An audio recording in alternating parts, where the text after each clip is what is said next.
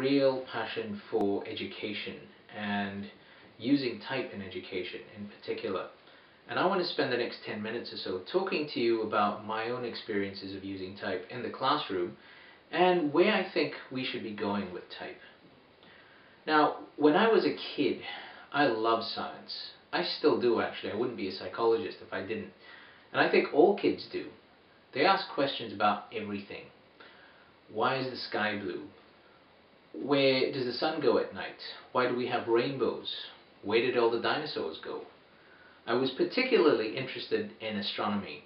My boyhood hero was Carl Sagan, and one of my favorite teachers in primary school, Mr. Kenneth Rosario, really nurtured and encouraged my love of science.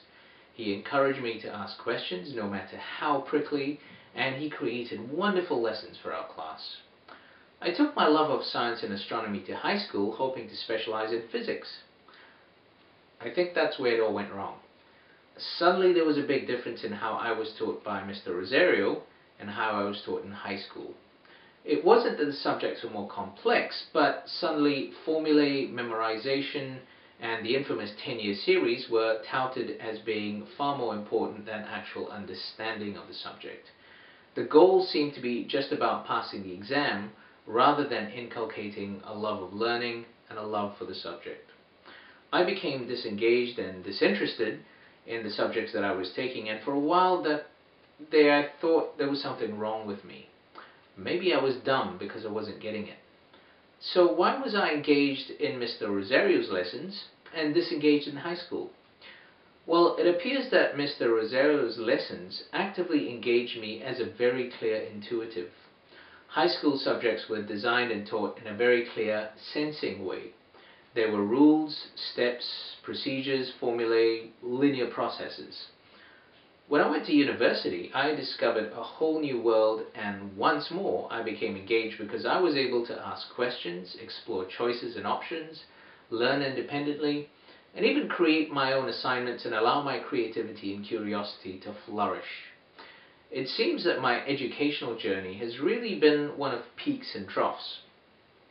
And it seems that high school education almost all over the world, and the research backs this up, has been designed primarily in a way to suit introverted sensing judges, ISJs. And guess what? The majority of individuals drawn to teaching at primary and high school levels also tend to be ISJs. Who you are is how you teach. When students are typically disengaged in class, we often label them inattentive, playful, lazy, or even dumb. If you look at how students act during silent seat work, the extroverted students are likely to be fidgeting more, tapping their pens, and generally finding ways to get out of their seats, even if they're following instructions, and the introverted students aren't necessarily quiet either. They can give speeches, they can speak up, then they can work in groups. But if they're bored, they're just as likely to get into trouble for talking out of turn as the extroverts. So how do we engage students who aren't engaged? Now, when I was a teacher, this was a big challenge for me as well. Typically, I'd have maybe 15 to 20% of my students who weren't particularly engaged. I didn't know about personality type at the time, but I wish I had.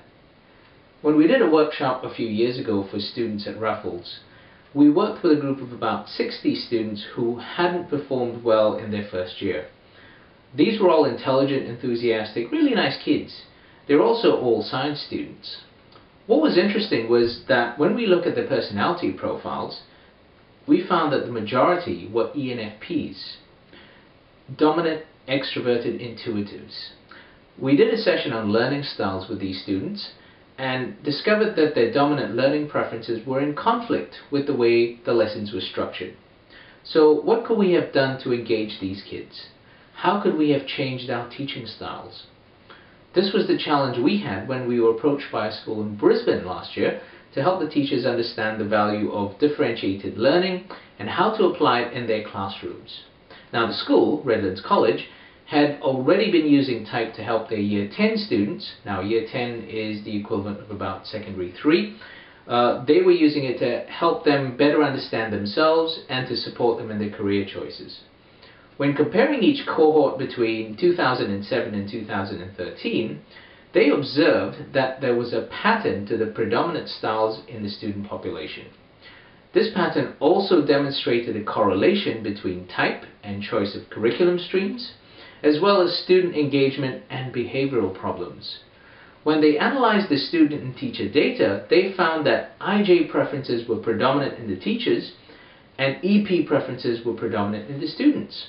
In fact, 32.4% of the Year 10 cohort in 2013 were found to be ENFPs.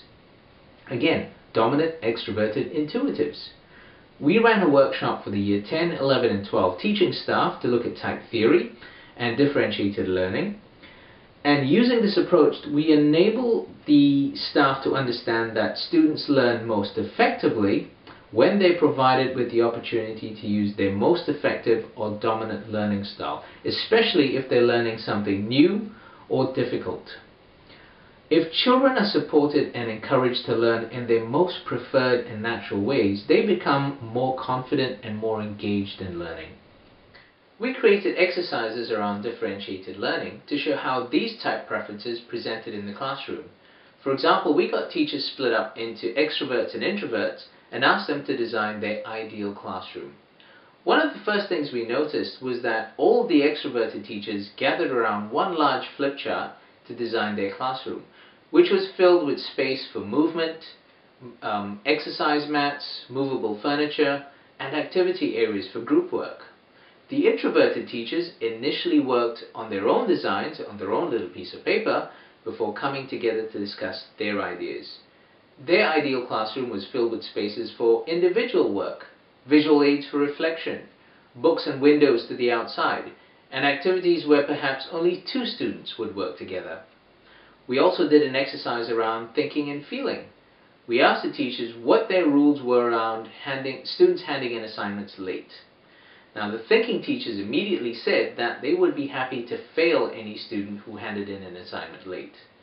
The feeling teachers, on the other hand, said that 9 times out of 10, they would give the student an extension if they liked them. So with thinking and feeling, you also want to consider a student's interactions with you. Some thinking students have no hesitation telling a teacher what they're doing wrong, especially if they're extroverted.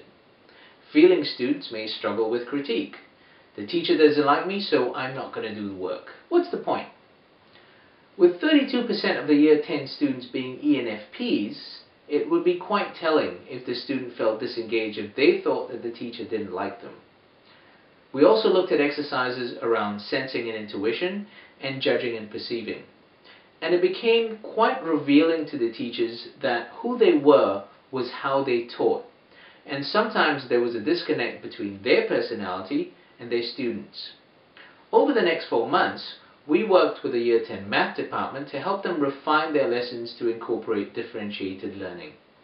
We had a monthly coaching meeting with the department to see how their lessons were progressing, and we also asked them to work with at least one student who was disengaged to see if they could use their understanding of type to re-engage them. After the initial one-day workshop, the head of the school commented on the amount of positive type talk in the staff room. Teachers were commenting on the similarities and differences with each other, and even suggesting ways in which to improve their own communication styles. During the 4-month pilot program, the math teachers told us that there was a noticeable change in student engagement. A number of students who had not been previously engaged were starting to show up for lessons, and even showing interest in those lessons. Even the teachers were more enthusiastic as they started sharing ideas for delivering differentiated strategies in their classrooms. The program was a real success in showing that with a little effort and understanding and a little encouragement, differentiated learning by type actually works. So what preferences work best in teaching? Well, every preference is an asset when we teach from the strengths of our personality, but we can flex when either the task or the student's needs requires us to use the other preferences. It's kind of like moving from one room to another in that 16-room type house. I think it's a challenge for education in the 21st century. What are we going to do differently to meet the needs and the personality types of kids in our schools? How do we bring those disengaged students back into the fold? How do we change our curriculums to suit a very diverse classroom? I believe that type is an important tool to start answering those questions. We're certainly going to be exploring it further, and I wish you all the very best in your own exploration of type and learning.